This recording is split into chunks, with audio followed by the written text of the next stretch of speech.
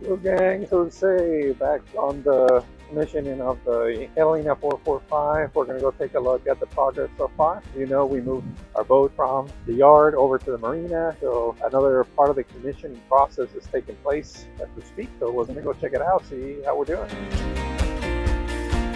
We're here at beautiful Regatta Point Marina, and Ed is here hard at work on our new Catalina 445. They're starting to gauge the davit system. You can see it all here. Came in today, so guys are working hard at it. That's all davit set. Ed is over here getting things kind of measured up. I understand we also have our sails that came in. Hey Ed, so it looks like we're starting to see more change on our beautiful 445. Tell us what's going on. Right. So in our last video segment, we were at Sneed Island Boat Works, stepping the rig and finishing the bottom paint, getting the underwater lights done. And since then, and you know, of course, finishing the bottom paint. Since then, Sneed Island Boat Works launched the boat. April and I brought the boat to Regatta Point here to its slip. Then Ted Wyrack with Innovative Marine has been working steadily on the boat, pulling wires. Lots of wires, about a mile of wire, I think, to look at it on the inside. And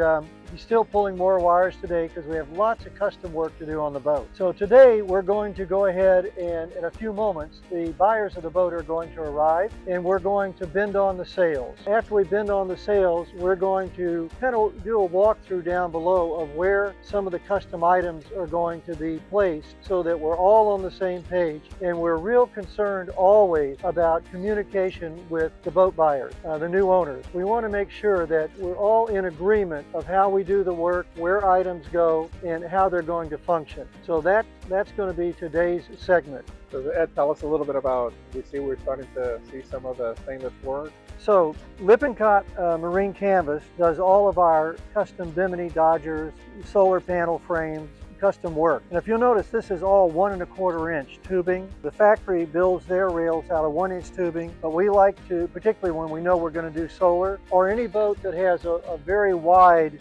Bimini, we like to go to the 1 1/4 inch tubing on the frames because it just makes everything so much stiffer and you don't end up with a 1 inch tubing here that might droop a little bit. And you notice we put a crown on everything, so it looks straight across, but in fact there's a bit of a crown. That way the water rolls off the canvas.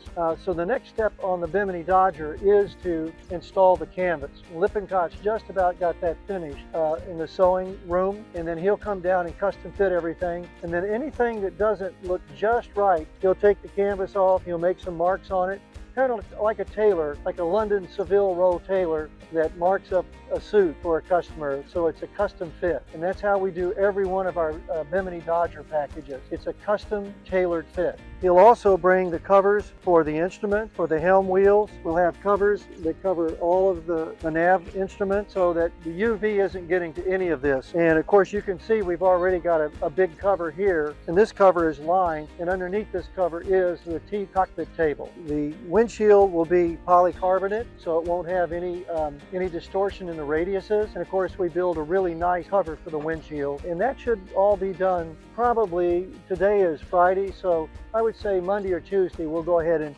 start putting the canvas on. And actually we're happy that we have this all open when we bend on the sails, because we need to communicate with each other and not have any distractions or obstructions. So the timing, the sequence of the timing is kind of important, and we think we're about where we should be. Let's kind of get on board and take a look around and see what else is changed since we got on board. So a couple of nice things about Catalina is, if you notice, your aft railing comes all the way to the boarding gate. You know, in the older boats or other designs, you don't have stainless steel railing going on. They stop about here, and then you have stainless steel lines, kind of like you see going forward here. The most difficult transition on any boat when you're sailing is getting out of the cockpit and into the deck, into the weather deck, because that's where you have to either bend over the Bimini to get under. You may be bending over the Dodger to get your leg up into the weather deck, and a lot of times having a solid surface to lean on when you're doing that is better. Also, Ed came up with some pretty interesting innovations that we'll show you once they get the canvas work done, that helps you even create more safety at sea. So let's let's take a walk around deck, take a look at what are some of the things that have changed since our last video. Let's check it out. So the rigger has been working constantly to get all of the halyards for the sails, the setup for the roller furler lined up, the locks on the anchor, install the brand new Rognet anchor with stainless steel swivel. What we have here are the two brand new Doyle sails that are going to be installed today. The rigging has not been completely tuned. It's been partially tuned because they have to get the sails on the boat before they complete that process. They installed a track for the Selden track. This is for the spinnaker pole.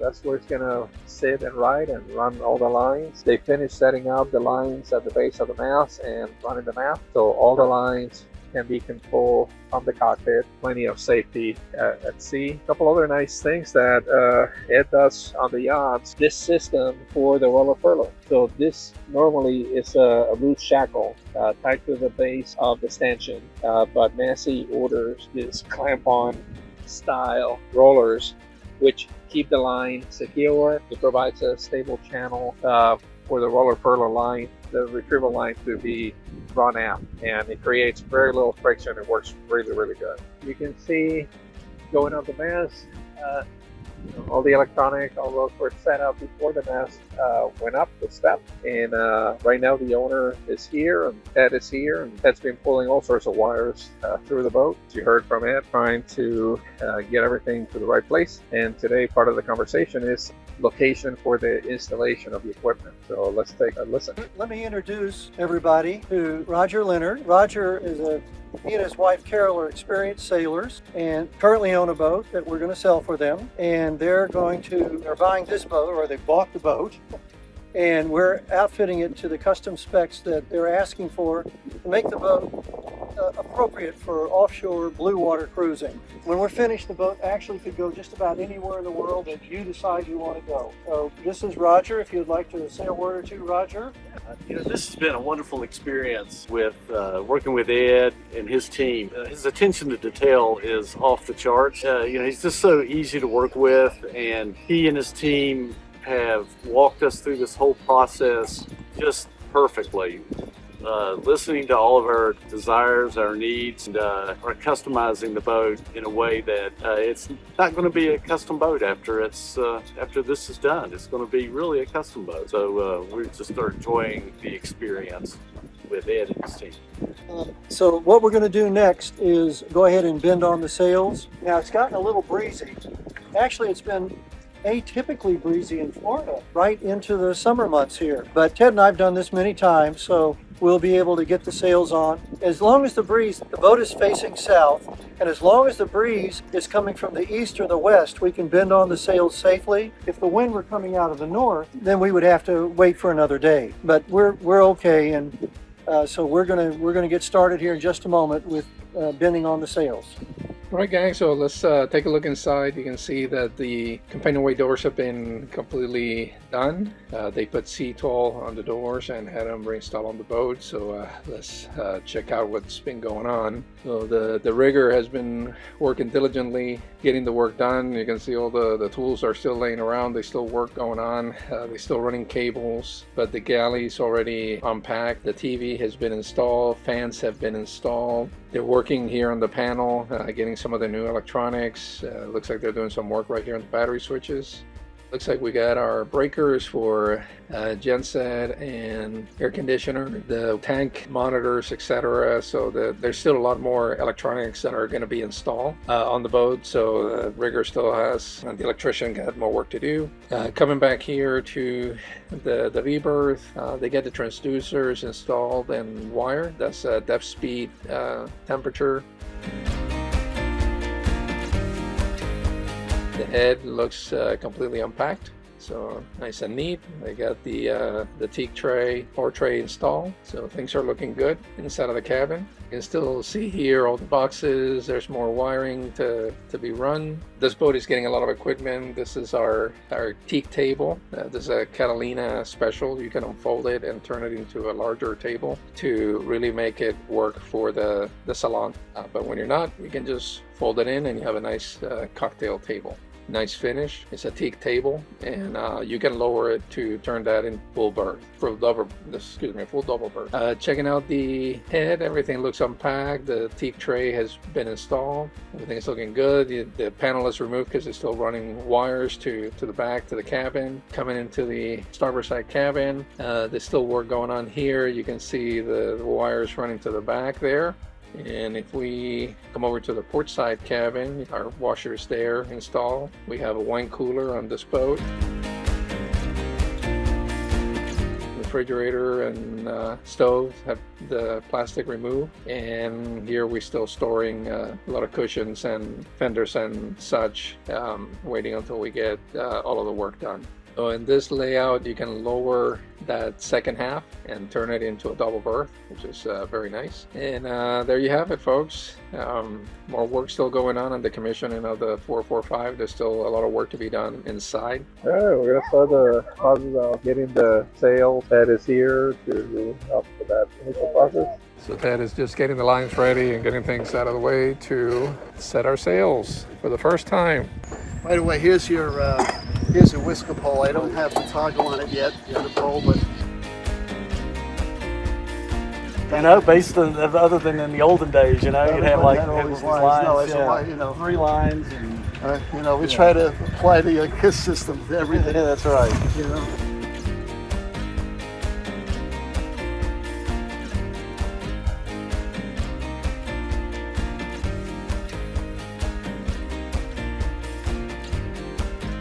Find its way around the swivel if you don't get it out of the way. So what I usually do is I take it and I flip it just behind the spreaders, and that secures it completely out of the way, when you want to use it. Okay. And you can make that spinnaker higher. There you go. Keep watching. What percent? I don't know. 135. It looks like. I'm guessing. I didn't see the work order. You'd have to ask Ed on that. I can look it up. All right, so what's going to happen is I'm going to get up in the bow and feed the sail into the trap while it's hoisting. Okay. So what you guys might want to just get after the sail. The sail's going to blow that way. And because we have a piling right there, you'll notice April's on the leeward sheet, just to capture the sail right away. Ted is using the electric winch to help lift the sail up. So what do you think of the process? A sentimental time with the hoisting of the sail. Very excited.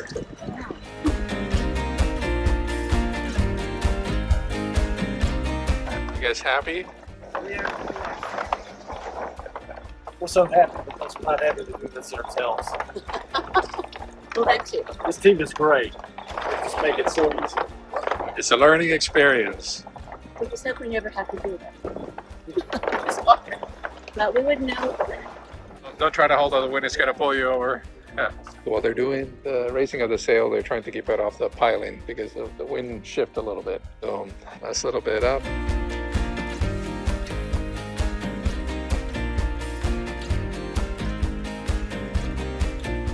Okay, we're getting ready to get the main up. You have to lose the outhold. This is an MS furling sail. 2 plates here. There's you push this button in and slide it away. Taking the plates off, Carol? Yeah, we take those 2 plates off. All in the water. Main halyard is here. It's a halyard swivel. Okay. The sail's going to get connected to that shackle there. It's such I'm surprised at the size of that shackle. It says it's smaller than I would have imagined. Well, yeah, it's not a lot of load on the main. Well, I guess not much. It's just really holding the sail up. It's not like a generally where you're loading it up, trying to, Okay. I hadn't really thought about that. Yeah. And right here you see you have it's in ratchet. You see where it says ratchet and free. Ratchet means it only goes in. Right, it stops. I'm freeing it up so that I can maneuver this piece around for myself here. Yeah, I guess so. Yeah, so if you're using a traditional main, then the halyard would be bigger because it's got more load on it. Well, yeah. Once again, it's all in the love tape, so it's really and it's very, very strong. I mean, yeah. That's all been engineered by it. Yeah. Oh, absolutely. Yeah. Everything's engineered.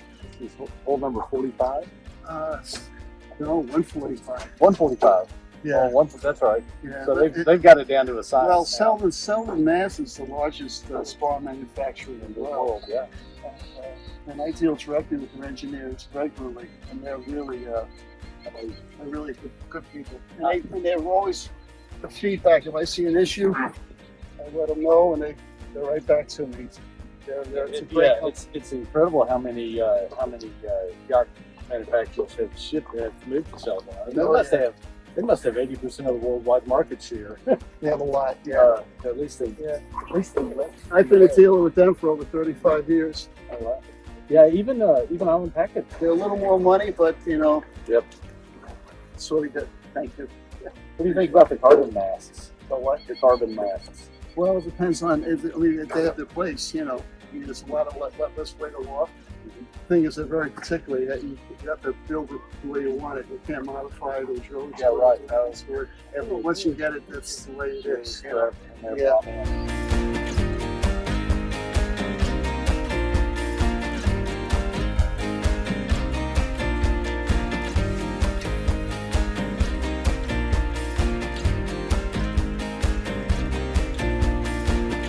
One of those things, don't loose the shackle.